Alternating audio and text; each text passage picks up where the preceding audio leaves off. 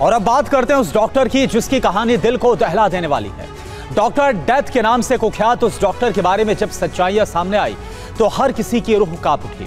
Doctor death को गिरफ्तार कर लिया गया है, लेकिन उसकी बर्बरता के बारे में जो तस्वीरें एक एक करके सामने आ रही है वो बहुत हैरान करने वाली है। आखिर टैक्सी ड्राइवरों को ही क्यों शिकार बना रहा था ये डॉक्टर? आदमखोर मगरमच्छों से क्या था इस डॉक्टर का कनेक्शन? किडनी रैकेट चलाने वाला डॉक्टर डेथ कैसे चढ़ा पुलिस के हत्थे? साधु के भेष में दुनिया की आंखों में धूल झोंकने वाले इस दरिंदे डॉक्टर का कैसे हुआ पर्दाफाश? इस रिपोर्ट में आप देखिए।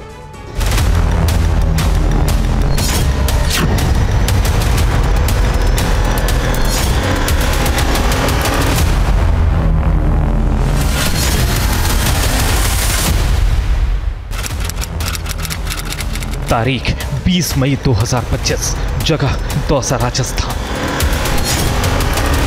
दिल्ली से करीब 250 किलोमीटर दूर राजस्थान के दौसा में इसी आश्रम से एक ऐसे मोस्ट वांटेड डॉक्टर को उस दिन गिरफ्तार किया गया जिसे दिल्ली पुलिस कई महीनों से ढूंढ रही थी। उस डॉक्टर की तलाश दिल्ली से लेकर अलीगढ़, जयपुर, आगरा और प्रयागराज सहित कई शहरों में की गई, लेकिन वो मिला राजस्थान में दौसा जिले के एक आश्रम में, जहां उसने खुद को पुजारी के भेष में छिपा रखा था। यहाँ वो लोगों को धर्म कर्म के बड़े बड़े प्रवचन भी दिया करता था। ये शख्स था serial killer doctor Devendra Sharma, जो डॉक्टर डेथ के नाम से कुख्यात था। जब दिल्ली पुलिस ने डॉक्टर की गिरफ्तारी की तो रोंगटे खड़े कर देने वाले खौफनाक सच सामने आए। डॉक्टर डेथ के बारे में सच की उस पड़ताल के लिए TV9 भारतवर्ष की टीम दौसा के उसी आश्रम में पहुंची जहां से डॉक्टर की गिरफ्तारी हुई थी।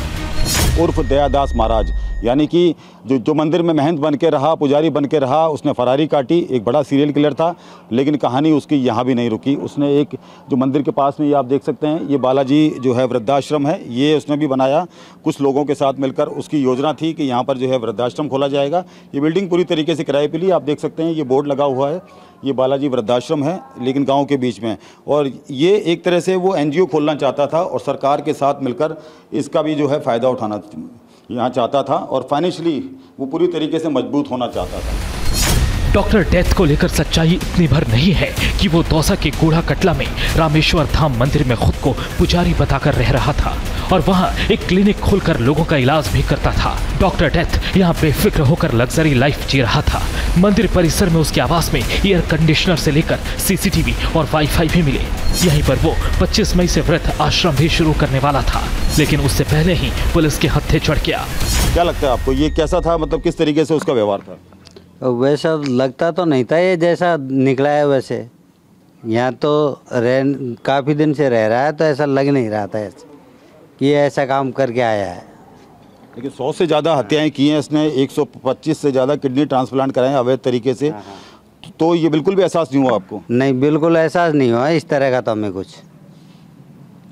यहाँ आप देख सकते हैं कि लोगों को बिल्कुल भी एहसास नहीं हुआ कि इतना बड़ा अपराधी है, इतना बड़ा सीरियल किलर है और इस मंदिर के अंदर लगातार जो है प्रवचन दे रहा था। दिल्ली पुलिस की जब टीम यहाँ पर पहुँची तो उन्होंने जो है साफ तौर पर ये जब देखा यहाँ पर, तो वो पूरी तरीके से भेष बदलकर साधु के भेष में रह रहा था।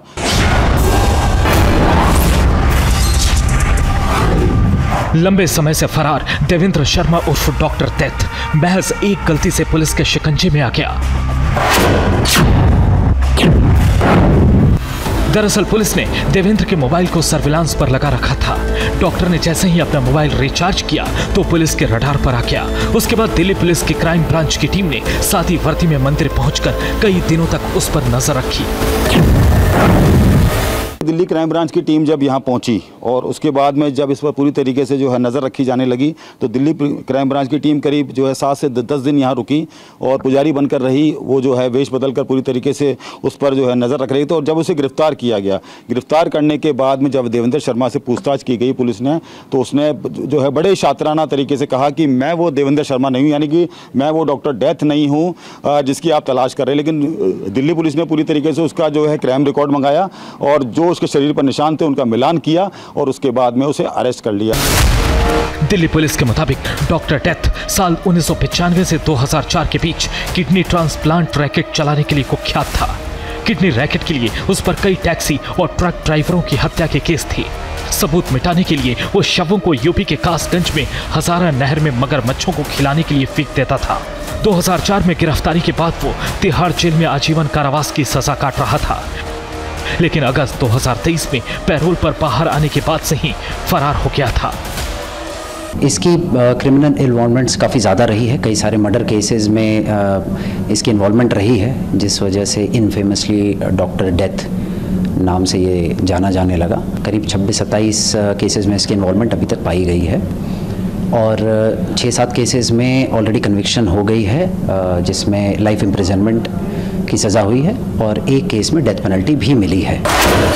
देवेंद्र शर्मा उर्फ डॉक्टर डेथ मूल रूप से उत्तर प्रदेश के अलीगढ़ के मुरैनी गांव का रहने वाला है, लेकिन 25 साल से वो अपने पुश्तैनी गांव में नहीं गया। गांव के लोगों ने भी आरोप लगाया कि डॉक्टर देवेंद्र शर्मा ने गांव में भी फर्जी गैस एजेंसी खोल रखी थी। देखो, देवेंद्र शर्मा गांव में तो कोई भी आदमी ना कह सके तू को वो बदमाश हो। हमारे यहाँ तो अच्छा पढ़ो है, डॉक्टरी वाक्टरी करी है, वहाँ के बाद हम बदमाश बनो, कहाँ बनो है यहाँ के बारे में गांव में कोई ना जानता वहाँ के बारे में। 50 से ज्यादा हत्याएं करने वाले डॉक्टर डेथ का नाम सुनकर ही उसके गांव के लोग हैरान रह जाते हैं। गांव वाले इस दुर्दांत डॉक्टर का नाम लेना भी कमारा नहीं समझते, लेकिन पुलिस को यकीन है कि अभी डॉक्टर डेथ के बारे में कई चौंकाने वाले राज सामने आएंगे।